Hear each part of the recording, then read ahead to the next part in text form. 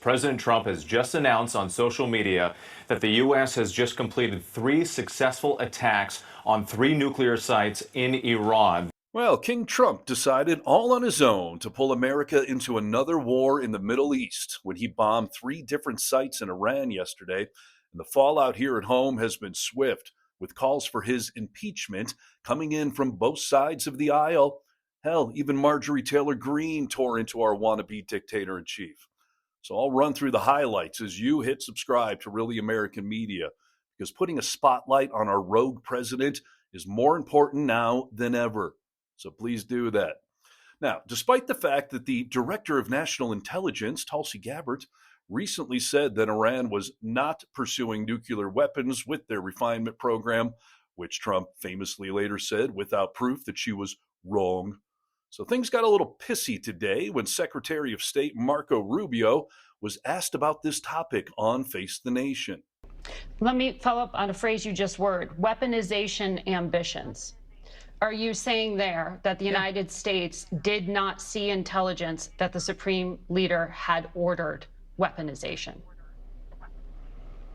That's irrelevant. I think that question being asked in the media, that's an irrelevant question. No, they have that is the key point in U.S. intelligence assessments. You know that. No, it's not. Yes, it was. No, it's that not. The political decision had not been made. I know that better than you know that, and I know that that's not the case. But I'm asking you whether the order was given. And the people who say that, it doesn't matter if the order was given. They have everything they need to build nuclear weapons. That's a question of intent. And you know in the intelligence assessment that it was that Iran wanted to be a threshold state and use this leverage. I'm talking about the public March assessment. And that's why I was asking you if you know something more from March. But that's also an inaccurate representation of it. That's an accurate representation of it. That's not how intelligence is read. That's not how intelligence is used. Here's what the whole world knows. Forget about intelligence. Good God, Rubio sounds like a man-child in that exchange, which is filling absolutely nobody with any confidence.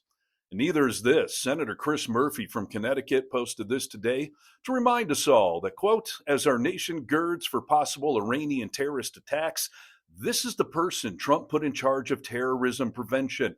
22 years old, recent work experience, landscaping grocery clerk. Never worked a day in counterterrorism, but he's a big Trump fan, so he got the job, end quote.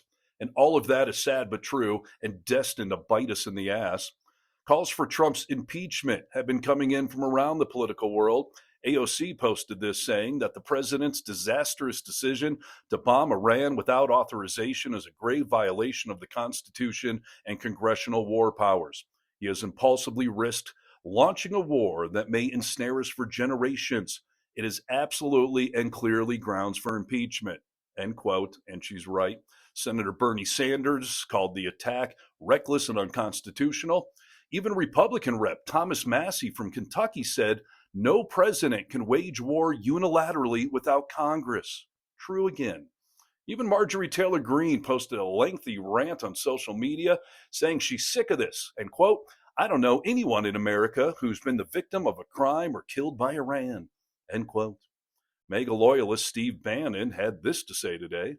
And in the speech, and it hasn't been lost in the chat, that he thanked Bibi Netanyahu, who I would think right now, at least the war room's position is the last guy on earth you should thank, right? Because I don't think we've been dealing from the top of the deck. And of course, Trump first announced all of this on his own social media site, ironically named Truth, which then immediately got hacked by Iran. Yeah, multiple social media watchdogs confirmed that an Iranian-aligned hacktivist group called the 313 Team claimed responsibility for a disturbed denial of service attack on the platform just hours after the U.S. strikes. Truth Social went down shortly after 8 p.m. Eastern Time yesterday, moments after Trump announced those strikes on his little account there.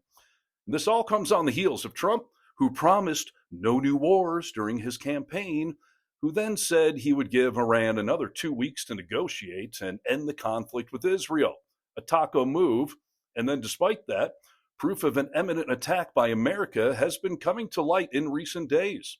Here's myself and co-host Nick Reynolds predicting the imminent attack just 2 days ago on our Vocal Minority podcast after we played this telling video clip that was circulating online.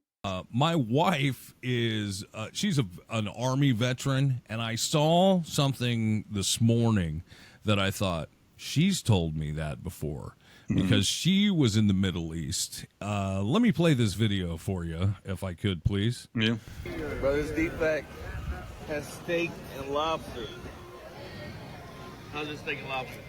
All right, damn near decent. How's yours? I'm ready for war. Oh, boy. We're going to war. I might have to double it. I had to run it back. Yeah, Steak and lobster. She said that was a real thing before she got deployed to go over to the Middle East. She said, you know what? They fed us well, and it was like right before, they gave us name brand soda. Like everything started changing of like, let's give you a little Christmas before we send you right over. That's a good one. I haven't seen that. Steak and lobster and branded soda. Oh, boy. Yeah, branded soda, dude. Much like that lobster, they're getting buttered up for a reason. So now the world waits and watches. Will Iran strike back in America? Will calls to rein in the reign of King Trump continue? We'll be watching all of this, and we'll be covering it here. From the Vocal Minority with Nick and Steve podcast, I'm Steve Harness for Really American Media.